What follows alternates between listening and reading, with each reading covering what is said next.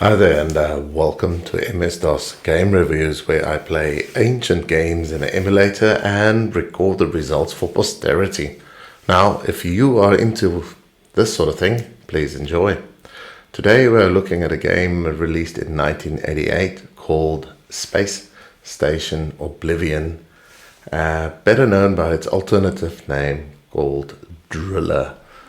It's published by Epix, and the developer was Incentive Software Limited.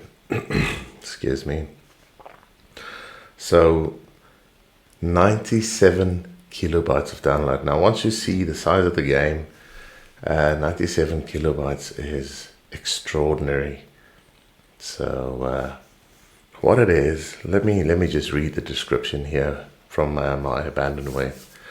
After releasing many solid 3D action-adventure games, Incentive broke new ground with this, the first game developed using its revolutionary Freescape engine that may very well be the first patented 3D engine. So now, in addition to the standard 3D movement, every object in the game can be viewed from any direction. This translates into a fluid 3D world with great graphics and many more physical puzzles.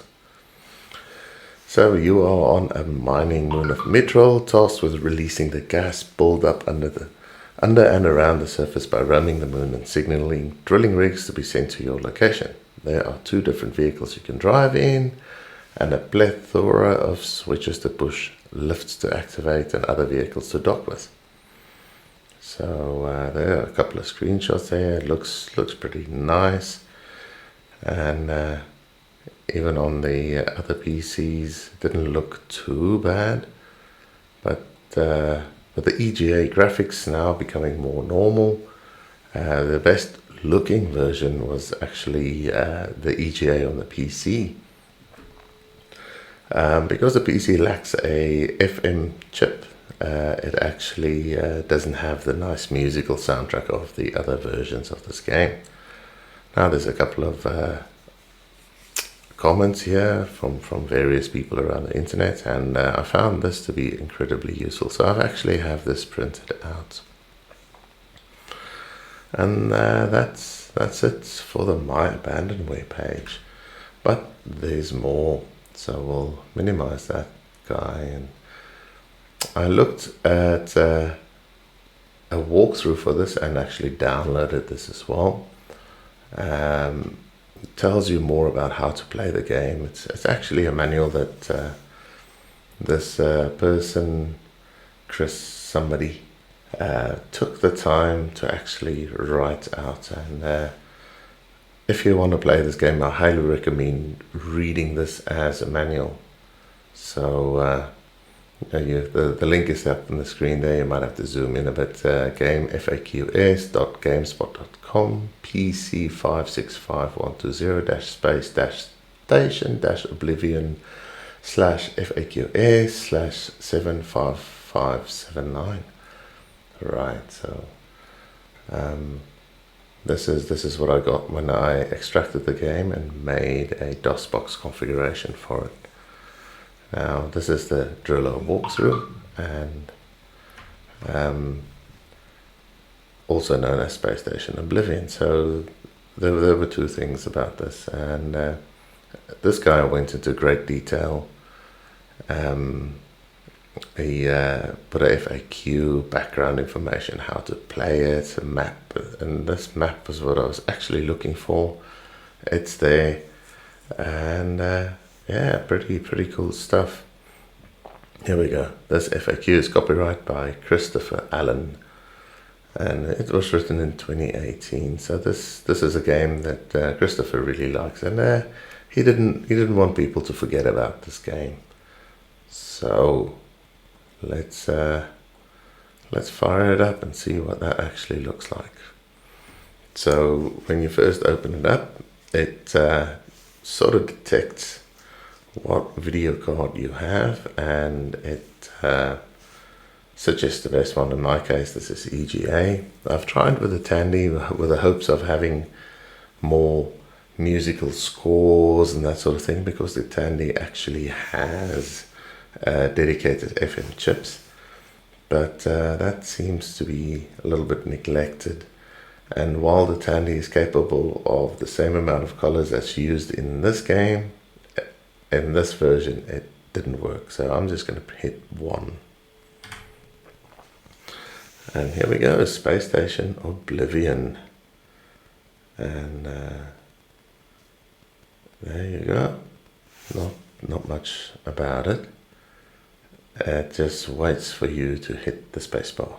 And there you are. You can move around, and now get my little sheet here just to show you what's happening. So you can place a collected roll, you'll see that in a minute. R raises your platform, F lowers it, and yeah, so I'm sneaking it close to the ground. Now this does help you look around a bit. We'll get to that in a minute. A and Z increases your rate of turn. You can see the angle there is increasing and decreasing, 5 being the minimum. And then S and X increases or decreases the movement speed, so you can run or walk. And let me just get it there, a nice one. Okay. And M and N, you can turn your camera a bit. So this is all in modern times, this is great stuff. You know, this is what you'd normally do, but this was groundbreaking for the IBM XT. This game runs on a 1 megahertz chip. I'm of course emulating something that's a whole lot faster. I'm emulating a 386, I think, which was released at the time. And if you had the money to buy the latest and greatest PC, this is how this game would have looked on there. So let's have a look around. So there's something up there, and I can look up a little bit with P and back down to the middle, and there's a wall. Now if you hit spacebar, you can move your cursor key around, and on the numpad 5 you can shoot this box and it opens up a doorway. So let's walk around the game a bit. Now I'm not going to do the entire thing. I'm not going to do the walkthrough as well. That'll just spoil the game. So this is a storeroom, and when you shoot the upside down triangles, that increases your energy, and if you shoot the pointy uppy ones, that increases the shield. So we won't do that. We'll just turn our little drilling rig around and wander outside. So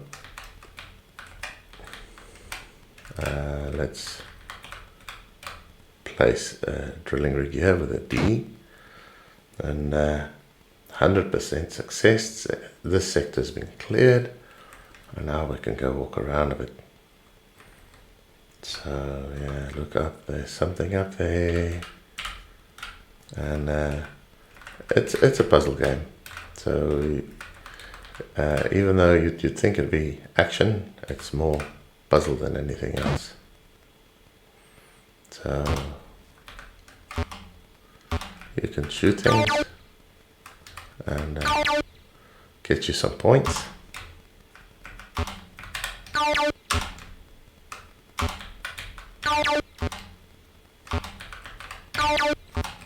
So that's all fun and games. Walking off the edge of the world, actually it makes you fall down to the surface of the planet, which is not a good idea.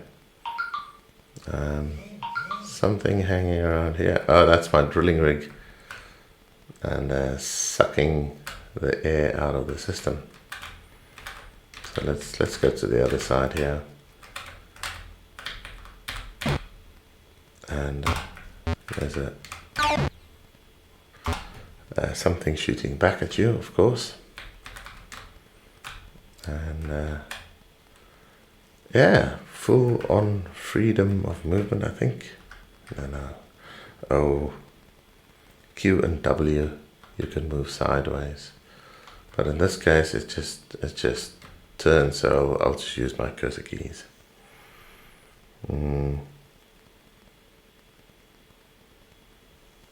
Yeah, okay. So if you can walk up a little stairway like this, it's safe to fall down the other side as well. And that's the wall. So yeah, you can go explore. Your energy, of course, depletes slowly, and if you hang around for too long in the area, there's actually something that shoots at you, so let's not do that. So, oh yes, right, and this is a lift, and this activates the lift, so there's no smooth movement in between, you just get there. And apparently there's a way of getting into a door.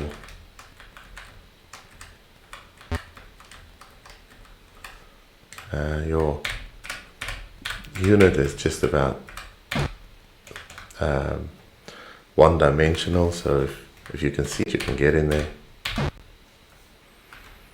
Now I've got no idea where I am now, so there are 4 boxes apparently, and you're supposed to shoot them.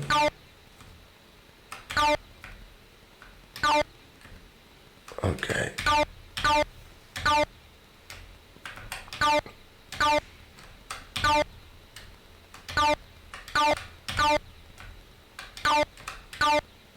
Oh. Yeah, there we go. So I've solved the little puzzle. No idea what that means.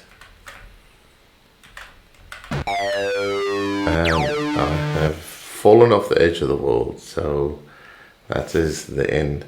As I'm saying, the walkthrough is there. You can go figure out what you want to do, or you could just play through the walkthrough. But this game is actually a lot of fun to solve by yourself. So I would recommend just getting the map, because that would be something that you would be getting with the game if you had bought it way back when. You'd actually get a map, and then you'd be able to look around, and explore the world, at least with the help of a map, So that's a little bit more realistic. And you can see the little demo playing here now. That's actually pretty cool. I'm going to call it here and say thank you very much for watching this little video. Hopefully you've liked it, and I hope to see you on the next one. But in the meantime, you guys have a fantastic day, and goodbye.